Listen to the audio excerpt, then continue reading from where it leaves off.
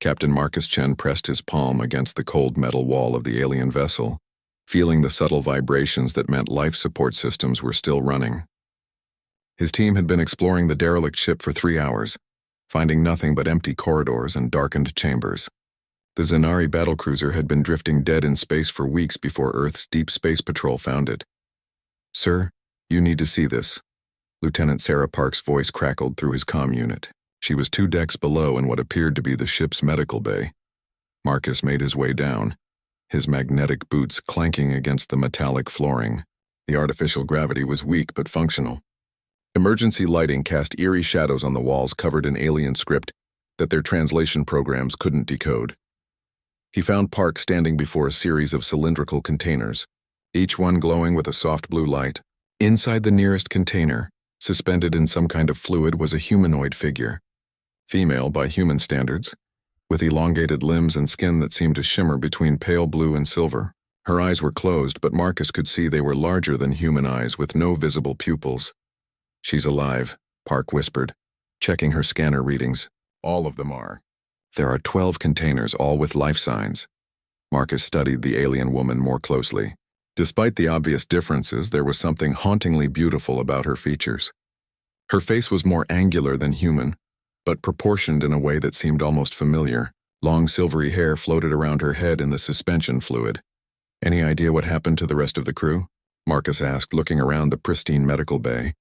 Everything else on the ship showed signs of battle damage or hasty evacuation. "That's the strange part, sir. There are no bodies anywhere. No signs of violence in this section. It's like they just left these ones behind." A soft chime echoed through the medical bay, and the blue light in the nearest container began to pulse faster. The alien woman's eyes suddenly opened, revealing irises that seemed to shift between gold and green. She looked directly at Marcus through the transparent container, her expression showing no fear, only curiosity. "The suspension system is responding to our presence," Park said, backing away slightly. "Should we leave?"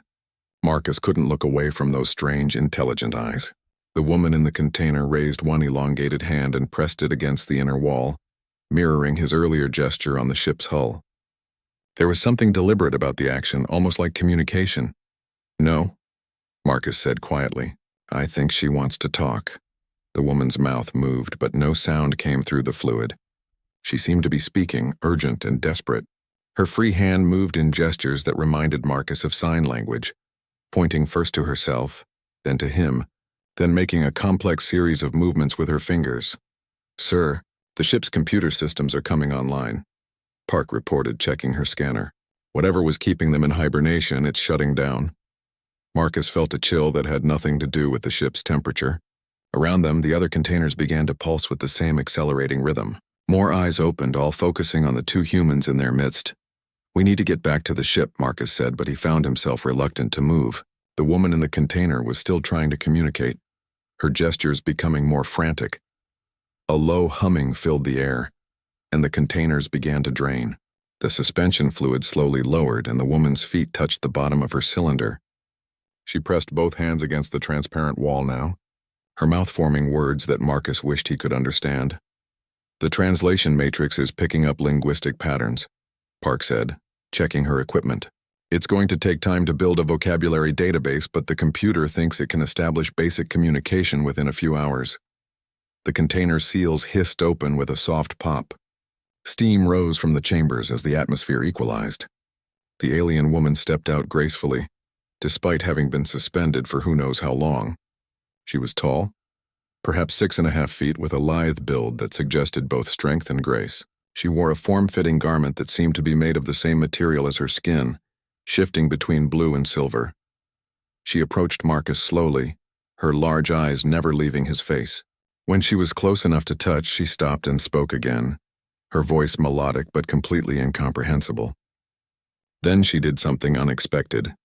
She placed her hand over her heart and said what sounded like a name. "Zara." Marcus understood. He placed his own hand over his heart. "Marcus," she smiled, and despite the alien features, it was unmistakably warm and genuine. But then her expression grew serious, almost pleading. She gestured to herself, then to him, then spread her arms wide as if to encompass the entire ship. Her words came faster now, desperate and urgent. Around them, the other aliens were emerging from their containers. They were all female, Marcus realized, and they all had the same desperate look in their eyes. They gathered around Zara, speaking rapidly in their musical language, their voices rising with what sounded like fear. "Sir," Park whispered, "I'm getting readings from all over the ship. Systems are powering up. Weapons arrays are coming online. I think we need to leave now." But Zara reached out and gently touched Marcus's arm. Her skin was warm, almost feverish, and at her touch, something strange happened. Images flashed through his mind. Not his own memories, but hers. A dying planet. Ships fleeing through dark space. A desperate search for somewhere, anywhere, that could sustain life. And then somehow he understood what she was trying to tell him. These weren't warriors or invaders. They were refugees. The last survivors of their kind looking for a new home. And for reasons he couldn't yet comprehend, they believed that home could only be found with humanity. Marcus looked into Zara's golden-green eyes and saw something that transcended species barriers. Hope. And beneath that hope, a desperate kind of love that seemed impossible but undeniably real. "We're not leaving," he told Park, his voice firm with sudden conviction. "Not yet. We need to hear what she has to say." The translation matrix worked faster than anyone expected. Within 2 hours, basic communication was possible, though the nuances of Zara's language still escaped the computer's algorithms. Marcus sat across from her in the ship's small conference room, while the other Zanari women waited in the medical bay under Park's watchful supervision. "Your world," Zara said slowly, each word carefully chosen from the limited vocabulary the computer had established. "We have watched, studied for many cycles." Marcus leaned forward. "You've been observing Earth? For how long?" Zara's fingers moved in complex patterns as she spoke, a habit Marcus was beginning to recognize as her way of thinking through difficult concepts. "Your word. Generations. Many generations. We learned your languages, your customs, your nature." The way she said that last word made Marcus uncomfortable. There was something intensely personal about her tone, as if she was speaking about him specifically rather than humanity in general. "Why were you watching us?" Marcus asked. Zara's large eyes seemed to shimmer with unshed tears. "Our world has died. We are last ones, 12 females, no males. Our species ends with us unless—" She trailed off, looking down at her elongated hands. Marcus waited patiently, though he was beginning to suspect where this conversation was heading. "Unless what, Zara?" She looked up at him with an intensity that made his breath catch. "Humans are compatible, biologically. Your genetic structure, your reproductive systems, close enough to ours that offspring possible." Marcus felt his face flush. "You're talking about interbreeding." "More than that," Zara said, her voice dropping to almost a whisper. "We discovered something your scientists have not yet learned. Human males possess genetic sequences that can activate dormant capabilities in Zanari females, capabilities that would benefit both our species." Before Marcus could ask what she meant, Zara stood and walked to the viewport. Outside, the stars wheeled slowly as both ships maintained their position relative to each other. "On Xenar, before the dying began, our females could do things your science would call impossible. We could share thoughts, emotions, experiences directly with our mates. We could enhance their physical capabilities, their mental processes, their lifespans, but only with true genetic compatibility." She turned back to Marcus, and he saw something in her eyes that made his heart race. Not just hope, but something deeper, more primal. "We tested the compatibility remotely, using genetic samples your early space missions left behind. The results were extraordinary. A human male bonded to a Zanari female would gain abilities no human has ever possessed. Enhanced strength, accelerated healing, expanded consciousness, and the Zanari female would regain powers lost for generations." Marcus stood as well, trying to process what she was telling him. "And the children?" Zara's smile was radiant. "Would be greater than either parent species. The perfect fusion of human adaptability and Zanari capabilities. They would be the future of both our kinds." The implications hit Marcus like a physical blow. These weren't refugees looking for a place to quietly live out their days. They were offering humanity a chance at evolutionary leap, but only through intimate partnership with them. "Why are you telling me this?" Marcus asked. "Why not contact Earth officially through diplomatic channels?" Zara's expression grew sad. "We tried. Sent messages through your communication networks. Your governments received them, but they were rejected, classified as hoaxes or threats. Your leaders fear us, see us as invaders or deceivers. She moved closer to him, close enough that he could smell her scent, something like ozone and flowers that seemed to affect his nervous system in ways he couldn't explain. But you, Marcus Chen, are different. We studied your psychological profile, your service record, your personal history. You are not afraid of the unknown. You seek it out. And your genetic markers show the highest compatibility rating we have ever recorded. Marcus backed away slightly, overwhelmed by the intensity of her presence. You've been watching me specifically? For 3 years, Zara admitted without shame. Through your ship's communication logs, your personal files, your biometric data from routine medical scans. We learned everything about you. And she paused as if the words were difficult. I began to feel things no Zanari has felt for generations. Connection, longing, what you would call love. The word hung in the air between them like a living thing. Marcus found himself staring into those shifting golden-green eyes, seeing in them an alien but unmistakable devotion. You don't even know me, Marcus said weakly. Zara smiled, and this time there was something almost predatory about it. I know you better than any human ever has. I know you have never found true partnership with females of your own species. I know you feel incomplete, searching for something you cannot name. I know you dream of exploring the stars but feel trapped by human limitations. She was right on all counts, and that terrified him. I can give you everything you have ever wanted, Zara continued, her voice taking on an almost hypnotic quality. Adventure beyond your wildest dreams, abilities that would make you more than human, a partnership of minds and bodies that your species has never experienced, and children who would carry both our legacies to the stars. Marcus felt something stirring in his chest, a longing he had never been able to articulate, but also fear. And if I refuse? Zara's expression didn't change, but something cold flickered behind her eyes. Then my people and I will drift in space until our life support fails. The last of the Zanari will die, and humanity will never know what it could have become. Your species will remain forever bound to one small blue world, limited by your biology, your short lifespans, your narrow perception of reality.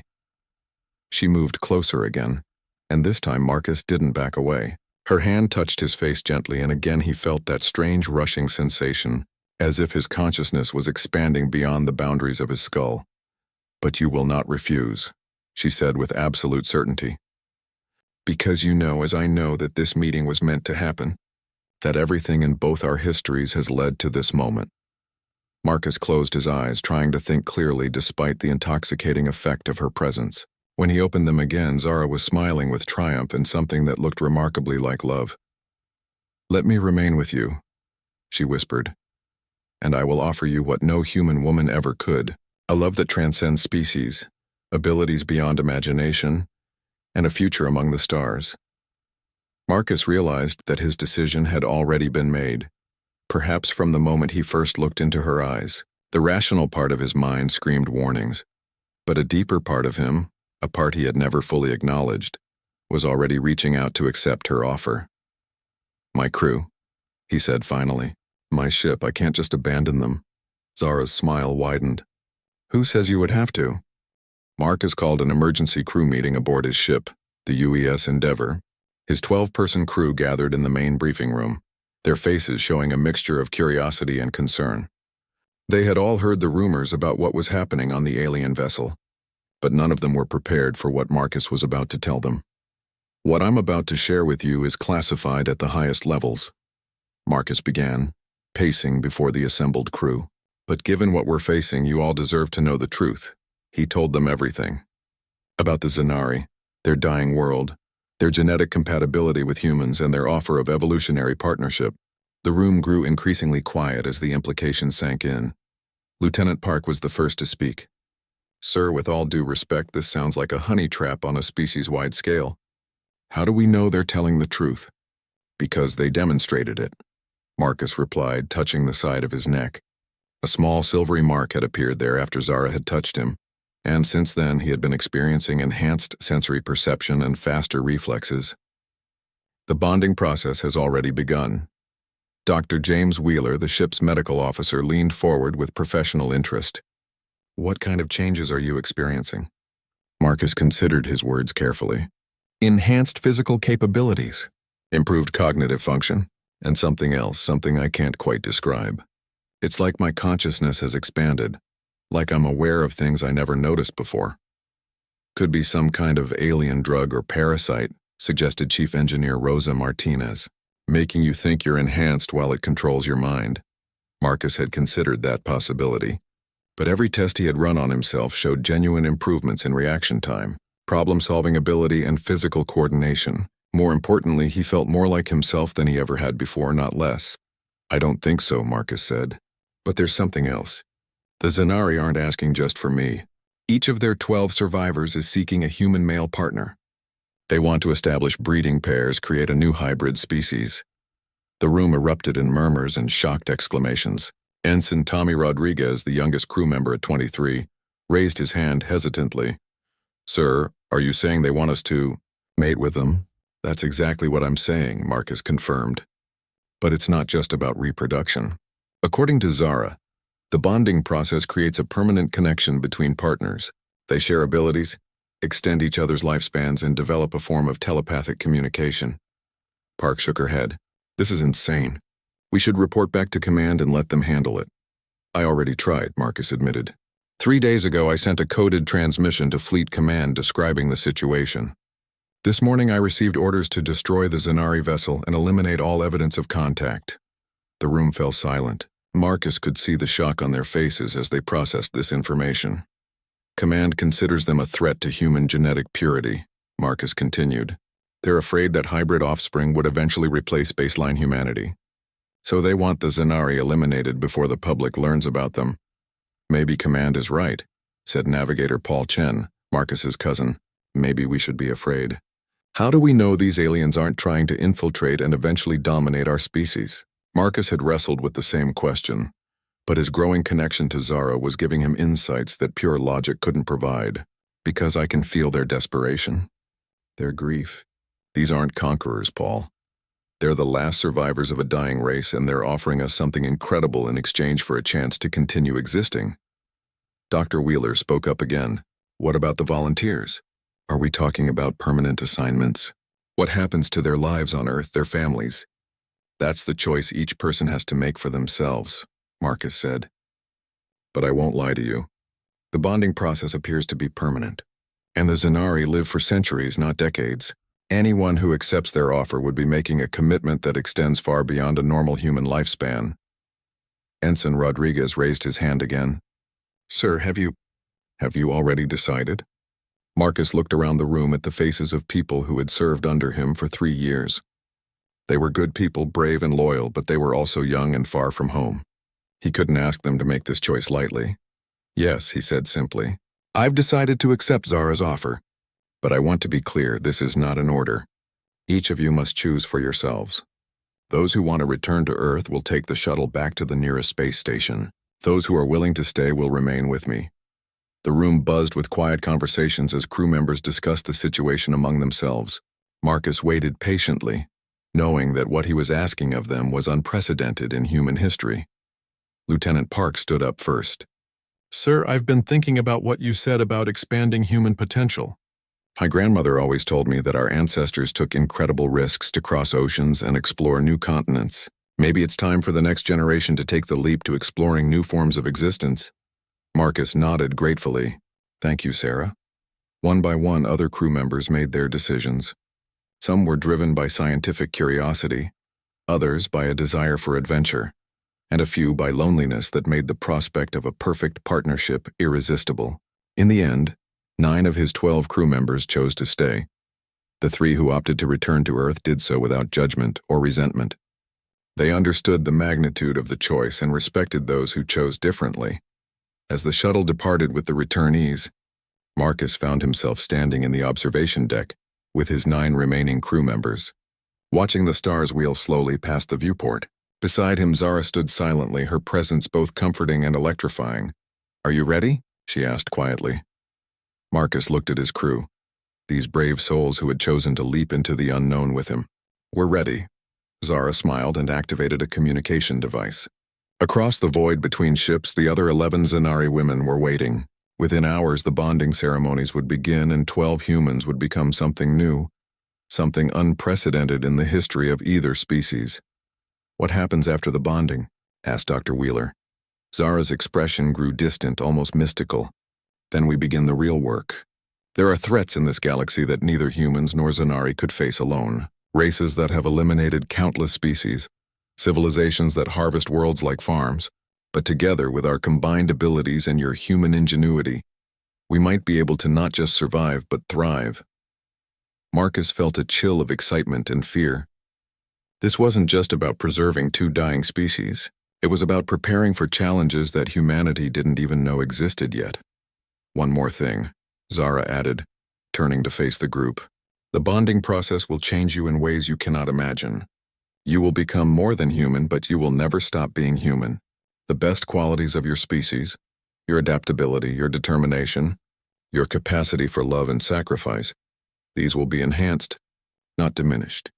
As if summoned by her words, the other Zanari women began appearing on the observation deck, each one moving with that characteristic grace toward their chosen human partner. The air itself seemed to shimmer with potential energy. Marcus looked into Zara's golden green eyes and saw not just love, but destiny itself. "Let's begin," he said. The bonding chamber aboard the Zanari vessel was unlike anything Marcus had ever seen. The walls seemed to be made of living crystal that pulsed with soft rhythmic light. The air itself hummed with energy that made his skin tingle, and his enhanced senses sing with awareness. Zara led him to the center of the chamber, where a circular platform waited. Around the edges of the room, the other human Zanari pairs were taking their positions at similar platforms.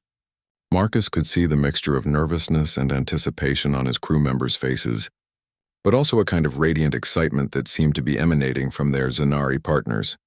"The bonding process is not just physical," Zara explained, her voice carrying clearly through the chamber despite speaking softly. "It creates connections on genetic, mental, and spiritual levels. Once complete, we will be truly partnered in every sense." Marcus nodded, trying to calm his racing heart. The silvery mark on his neck had been growing warmer throughout the day, and he could feel something inside him responding to Zara's presence in ways that went far beyond normal attraction. "Will it hurt?"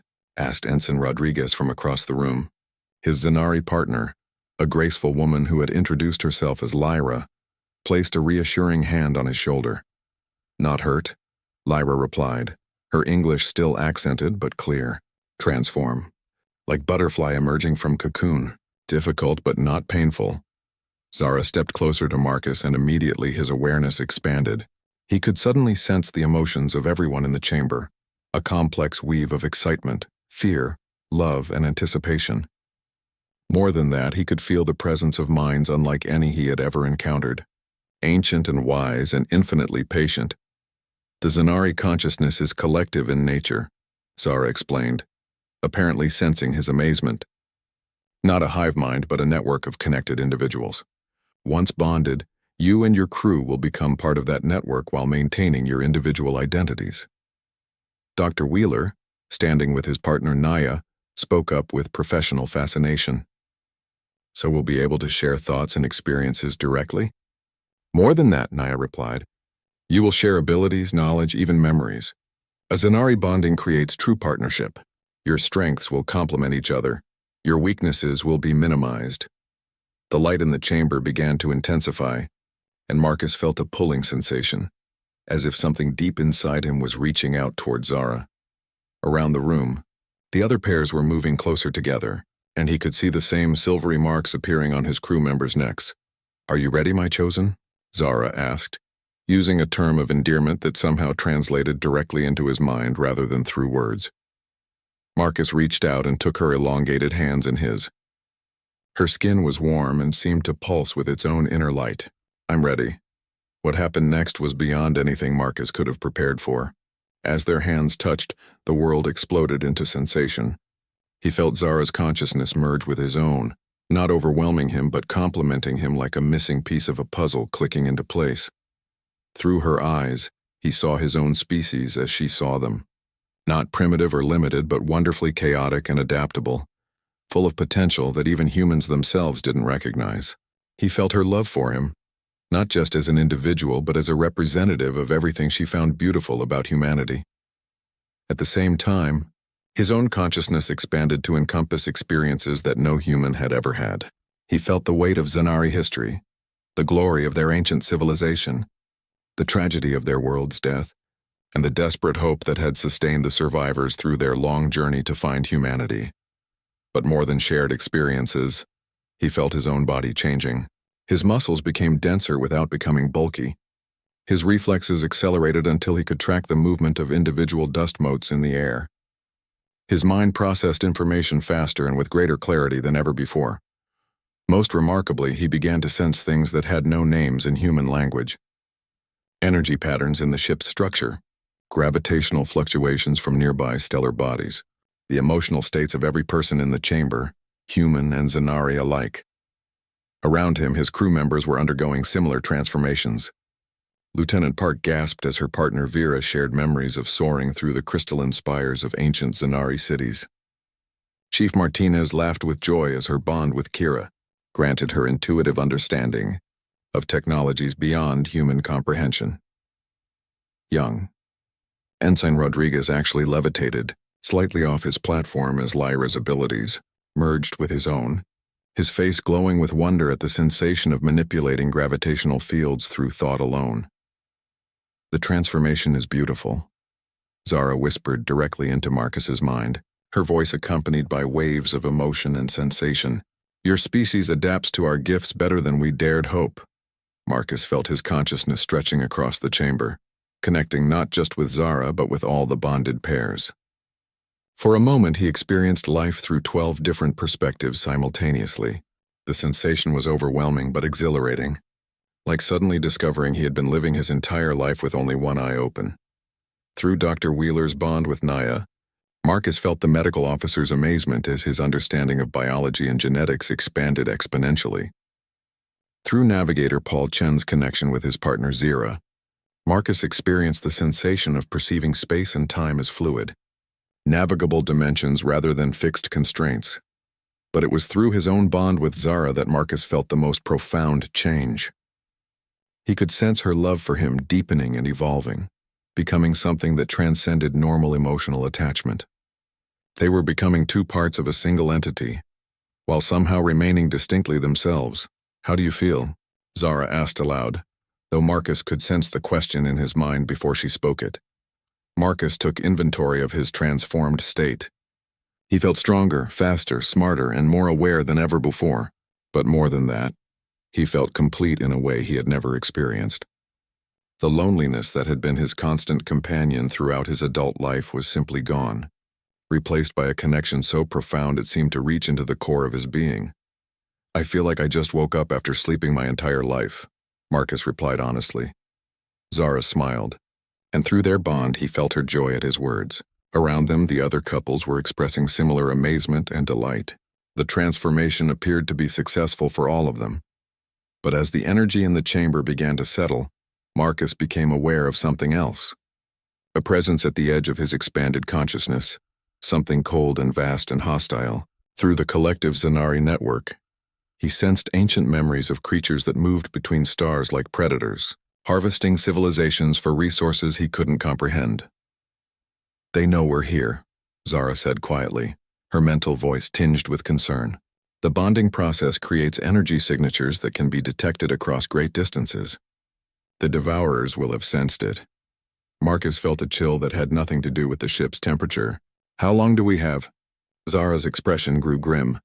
"Perhaps a few months. Maybe less. They move slowly but inevitably, like a cosmic storm. And when they arrive, they will try to destroy both Earth and what remains of Xenar." Around the chamber, the other bonded pairs were becoming aware of the same threat. Marcus could feel their determination rising to meet this challenge, human courage fused with Zanari wisdom and power. "Then we'd better get ready," Marcus said, his voice carrying the authority of command but now backed by abilities he was only beginning to understand. "It's time to show this galaxy what humans can become when we're properly motivated." Through their shared consciousness, he felt the agreement of his transformed crew and their Zanari partners. The bonding was complete, but their real work was just beginning. 3 weeks after the bonding, The combined crew had transformed both ships into something unprecedented. The human vessel Endeavor and the Zenari ship, which Zara called the Stellar Harmony, were now linked by energy conduits that allowed them to function as a single unit while maintaining their distinct capabilities. Marcus stood on the bridge of the Endeavor, but his consciousness extended throughout both vessels. Through his bond with Zara and the collective network, he could monitor every system, sense every crew member's status, and perceive space around them in ways that would have seemed like magic just weeks before. "Captain, we're receiving another transmission from Earth Command," Lieutenant Park reported. Her own transformation had been remarkable. Bonded with Vera, she could now process multiple data streams simultaneously and had developed an intuitive understanding of alien technologies that made her invaluable as a communications officer. "Let me guess," Marcus said with amusement.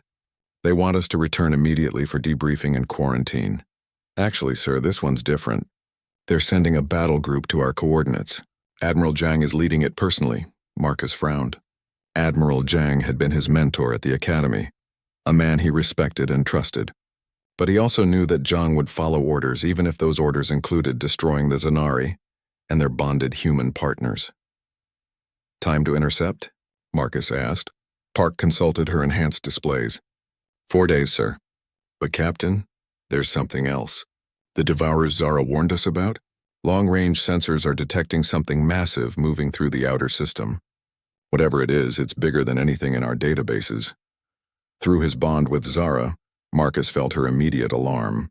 She materialized on the bridge using the short-range teleportation ability that all Zenari possessed, her face grave with concern. "Show me," she requested. Park activated the main display and the view screen filled with sensor data. At the edge of the solar system, something was approaching that defied easy description. It appeared to be a structure rather than a ship, roughly spherical but covered in spines and appendages that writhed with their own organic movement. "That's a harvester," Zara said quietly. "A young one, thankfully, but still capable of sterilizing entire worlds. They feed on life energy, consuming all biological matter on a planet before moving on to the next system." Dr. Wheeler's voice came through the comm system from the Stellar Harmony, where he was working with his partner Naya to analyze the approaching threat. "The energy readings are off the charts, and it's not alone. We're detecting at least 6 smaller objects in escort formation." Marcus felt his enhanced tactical abilities analyzing the situation. The human battle group would arrive just as the harvester entered the inner system. Earth's forces would be caught between 2 threats, not knowing which was truly dangerous. "We need to make contact with Admiral Zhang," Marcus decided. "He needs to understand what we're really facing." "Sir," Ensign Rodriguez interrupted from his position at the modified weapons console. "I don't think the Admiral is going to believe us. And even if he does, human weapons won't be effective against a harvester. Their hulls are adapted to absorb energy attacks and their size makes them nearly impossible to damage with conventional explosives." Rodriguez's bonding with Lyra had granted him intuitive understanding of exotic weapons systems. Over the past weeks, he had been working with Chief Martinez and her partner Kira to modify both ships' armaments using a combination of human engineering and Zenari energy manipulation. "What do we have that might work?" Marcus asked. Martinez's voice crackled through the comm from the engineering section. "We've successfully integrated quantum disruption arrays with the ship's main guns. The theory is sound, but we've never tested them against something that large." Through the collective network, Marcus felt the combined knowledge and abilities of all 12 bonded pairs focusing on the problem. Dr. Wheeler and Naya were analyzing the harvester's biological structure, looking for weaknesses. Navigator Chen and his partner Zero were calculating optimal attack vectors. The other pairs were contributing their own specialized knowledge to the effort. But what struck Marcus most was how naturally his crew had adapted to their enhanced abilities. They weren't becoming less human as Earth Command feared. Instead, they were becoming more perfectly human, their natural talents magnified and refined by their Zenari bonds. "I have an idea," Marcus announced, "but it's going to require perfect coordination between all of us, both ships, and Admiral Zhang's battle group." He shared his plan through the collective network, feeling the others' amazement and approval as they understood what he was proposing. It was audacious, dangerous, and completely insane by normal military standards. But then again, nothing about their situation was normal anymore. The key is timing, Marcus continued aloud for the benefit of the ship's recording systems. We need to engage the Harvester at the exact moment when Admiral Zhang's forces are in position to provide support. But before they can realize what we're actually doing and try to stop us. Zara moved closer to him, her presence both comforting and energizing. Your plan has merit, but there are risks. If the quantum disruption arrays fail, both ships will be destroyed, and Earth will have no warning of what's coming. And if we don't try, Marcus replied, the Harvester will consume every living thing on Earth while the Admiral's ships ineffectively pound its hull with conventional weapons. We're the only ones who have the capability to stop this thing. Through his enhanced senses, Marcus could feel the determination of his bonded crew. They had accepted the risks when they chose to undergo the transformation, and they were ready to face whatever consequences came with their new abilities. Sarah, Marcus ordered, open a channel to Admiral Zhang's flagship. It's time to have a very difficult conversation. As the communication link established, Marcus prepared to explain to his former mentor why a group of genetically altered humans and their alien partners represented Earth's best hope for survival against a threat beyond anything in human experience. The irony wasn't lost on him. Earth Command had sent Admiral Zhang to destroy them as a potential threat to humanity, but in reality, they might be the only thing standing between humanity and extinction. Admiral Zhang, Marcus said as the older man's familiar face appeared on screen. We need to talk. And sir, you're going to want to sit down for this. Through his bond with Zara and the collective network, Marcus felt the future balanced on the edge of possibility. Everything they had worked for, everything they had become would be tested in the coming confrontation. But for the first time since the bonding, Marcus felt truly confident. His crew had become something new, something powerful, and something absolutely dedicated to protecting both Earth and the last remnants of Zenari civilization. They were no longer fully human, but they had never been more human in the ways that truly mattered. The real test was about to begin. Admiral Zhang's weathered face filled the view screen, his expression cycling through disbelief, horror, and finally grim determination, as Marcus explained the situation. Behind him, the bridge of the battleship UES Defiant buzzed with activity as his crew prepared for combat against an enemy they had never imagined. You're telling me that thing out there is going to eat Earth? Zhang asked, his voice tight with controlled emotion. More accurately, sir, it will consume all life energy on the planet, leaving behind a dead rock. Marcus replied, the Harvesters have destroyed thousands of civilizations. They're why the Zenari had to flee their homeworld. Zhang studied the tactical displays his crew had forwarded. The Harvester had entered the outer solar system and was moving steadily toward the inner planets. Its escort of smaller vessels spread out in a protective formation. And you believe your modified weapons can destroy it? Marcus exchanged a look with Zara, who was monitoring the collective network for input from the other bonded pairs. We believe we can disrupt its life support systems long enough for your fleet to target its core. But it will require precise coordination. Captain Chen, Admiral Zhang said formally using Marcus's old rank, I have orders to detain you and your crew for extensive debriefing regarding your transformation. Earth Command considers you potentially compromised. Through their bond, Marcus felt Zara's tension but also her trust in his judgment. The other bonded pairs were ready to fight their way free if necessary. But Marcus believed there was a better way. Admiral, with respect, Earth Command's concerns about us are irrelevant if there's no Earth left to defend. You know me, sir. You trained me. Do you really think I would betray my own species? Zhang was quiet for a long moment, studying Marcus's face on his screen. Finally, he sighed. No, Marcus, I don't. But I also never thought you'd bond yourself to an alien species without authorization. Sometimes field commanders have to make decisions that headquarters wouldn't approve of. Marcus replied, echoing lessons Zhang himself had taught him years ago. A tight smile crossed the Admiral's face. Indeed they do. Very well, Captain. What do you need from us? The next several hours were a frenzied preparation for the most crucial battle in human history. Marcus's enhanced crew worked with superhuman efficiency, coordinating between both ships while maintaining constant communication with Zhang's battle group. Through Dr. Wheeler and Naya's analysis, they had identified the Harvester's critical vulnerability, The massive creature required continuous energy flow between its core and its feeding appendages. If that flow could be disrupted at precisely the right moment, the creature would be temporarily paralyzed, exposing its core to conventional attack. Chief Martinez and Kira had successfully modified the quantum disruption arrays to target the specific frequency of the harvester's internal energy matrix. But the weapons would only be effective at close range, requiring both ships to approach within the creature's defensive perimeter. "The escort vessels will try to stop us," Lieutenant Park reported, her enhanced senses tracking the movement of the smaller Devourer ships. 6 interceptors, each about the size of a human destroyer but much faster. Navigator Chen, working with his partner Zira, had plotted an approach course that would use the asteroid belt for cover, but they would still have to run the gauntlet of the escort ships before reaching effective range of the harvester. "Admiral Zhang's ships will engage the escorts while we make our attack run," Marcus announced to both crews through the collective network. "We'll have one chance to get this right." As the combined fleet moved into position, Marcus felt the weight of responsibility settling on his shoulders.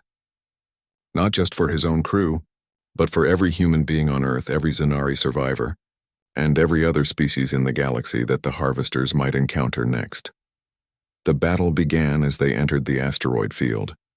The Devourer escorts moved with terrifying speed and coordination, their weapons firing some kind of disintegration beam that could reduce a ship to component atoms in seconds.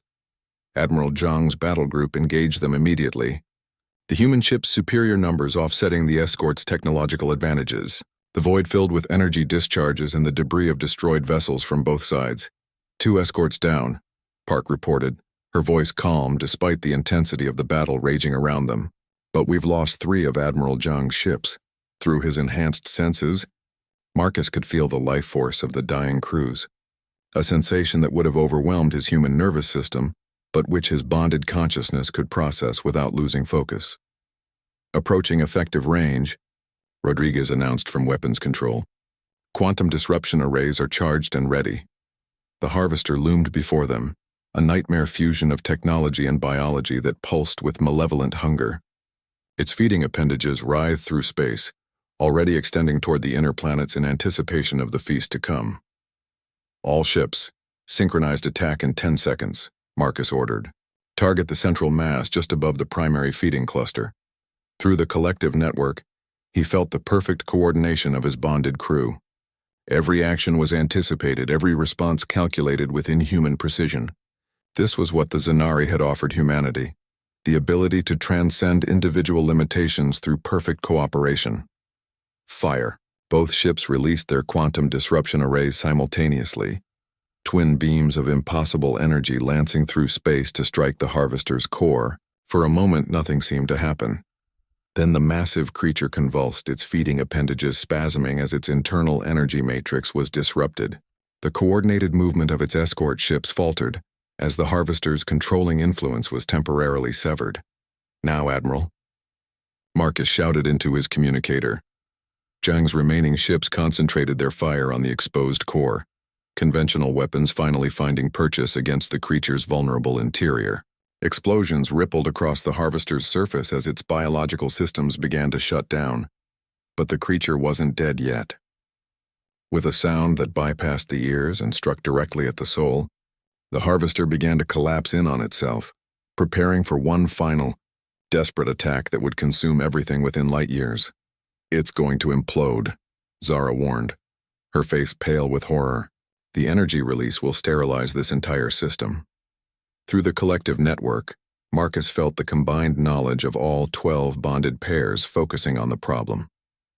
There had to be a solution, some way to prevent the creature's death throes from destroying everything they had fought to protect. Then inspiration struck, not from his human mind or Zanari knowledge, but from the perfect fusion of both. "Sarah, open a channel to all ships," Marcus ordered. "Admiral, I need you to trust me one more time." What he was about to attempt had never been tried before, a technique that existed only in theoretical possibility, at the intersection of human desperation and Zanari power. All bonded pairs. "Link with me," Marcus commanded through the network. "We're going to contain that explosion, but it's going to take everything we have." Through their bonds, 12 human minds joined with 12 Zanari consciousnesses, creating a gestalt intelligence that was greater than the sum of its parts. Together, they reached out with abilities that transcended physical law, wrapping the imploding harvester in fields of force that existed at the quantum level.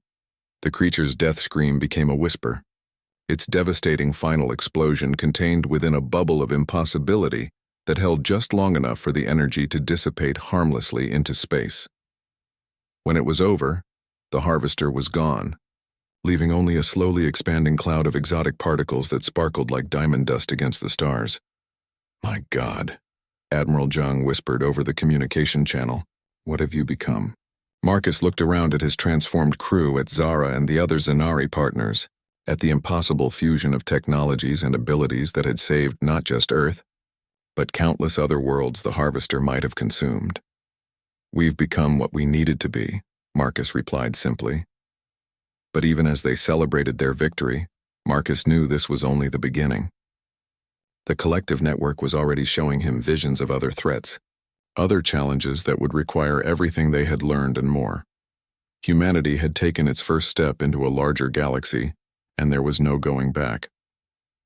6 months later, Marcus stood on the observation deck of the newly constructed orbital station above Earth, watching shuttles ferry volunteers up from the planet's surface. The facility, jointly built by human and Zanari technology, served as both a diplomatic center and a training ground for the next generation of bonded pairs. The response from Earth had been overwhelming. Despite initial government resistance and public fear, the successful defeat of the harvester had changed everything. Humanity had seen proof of what they could become, and thousands were volunteering for the bonding process. "The fifth group is arriving today," Zara said, materializing beside him with the casual use of teleportation that had become second nature to all the Zanari. 50 volunteers from different countries, different backgrounds.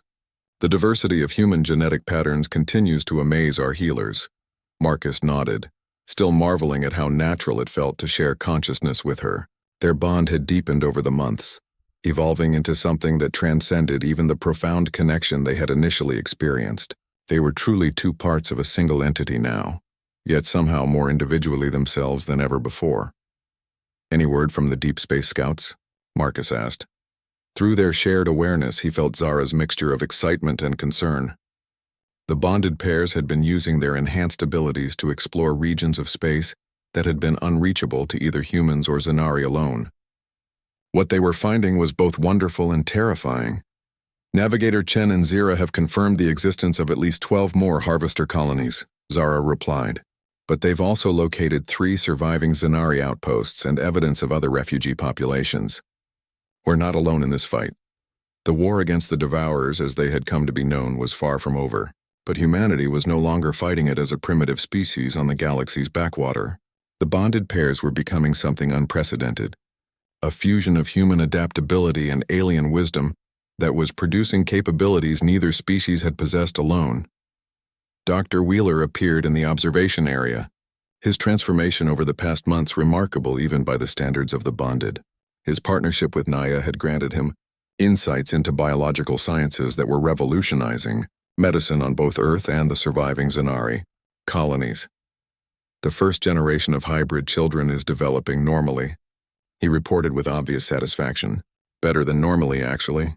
They're showing enhanced abilities even before birth. Accelerated neural development, improved immune systems, and something we're tentatively calling quantum consciousness." Marcus smiled. The children represented the future both species had dreamed of, beings who would inherit the best qualities of human and Zanari, while transcending the limitations of either. But more than that, they were proof that love could truly transcend species barriers. "How are the governments handling it?" Marcus asked. Wheeler's expression grew diplomatic. "Better than expected.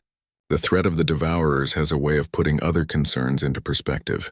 Most world leaders are now actively encouraging the bonding program." Admiral Zhang entered the observation area, his own transformation still a source of wonder to Marcus. The older man had eventually accepted bonding with a Zanari healer named Salen, becoming one of the most effective military leaders in the growing coalition against the Devourers. "Marcus, we've received a response from the Andromedan refugees," Zhang announced. "They're requesting immediate assistance. Apparently there's a devourer fleet moving toward their star system. Marcus felt the familiar thrill of purpose. Over the past months, the bonded crews had become something like galactic firefighters, rushing to assist threatened civilizations across known space. Each rescue mission taught them more about their capabilities and brought new allies into their growing coalition. "How many ships?" Marcus asked. 15 harvesters and at least 50 escort vessels," Zhang replied grimly, "the largest fleet we've encountered so far." Through the collective network, Marcus felt the immediate response of the other bonded pairs throughout the station. They were ready, eager even, to face this new challenge. The bonds had given them abilities beyond imagination, but more importantly, they had given them purpose. "What's our response capability?" Marcus asked. Lieutenant Park, now commander of her own bonded crew, spoke up from across the observation deck. 12 fully bonded ships, each with mixed human-Zanari crews, plus conventional support vessels from Earth, the Zanari survivors, and our new allies from the Vegan Collective. The Vegan Collective was another refugee species the bonded crews had encountered, reptilian beings whose homeworld had been consumed by the Devourers centuries ago. They had survived in hidden asteroid colonies, slowly building their strength and waiting for an opportunity to strike back. "The Andromedans have something the Devourers want very badly," Zara added, her mental voice carrying undertones of ancient memory. "Their planet is one of the few remaining sources of quantum crystals, materials necessary for certain types of advanced technology." Marcus understood the implications immediately. If the Devourers captured those crystals, they could potentially enhance their own capabilities, making them even more dangerous to surviving civilizations. "Then we stop them," Marcus said simply, "all of us together." As if summoned by his words, bonded pairs from throughout the station began gathering in the observation area. Rodriguez and Lyra, their partnership having evolved into something that allowed them to manipulate space-time itself. Martinez and Kira, whose engineering innovations were revolutionizing spacecraft design. Dr. Wheeler and Naya, whose medical advances were healing wounds that had festered for generations.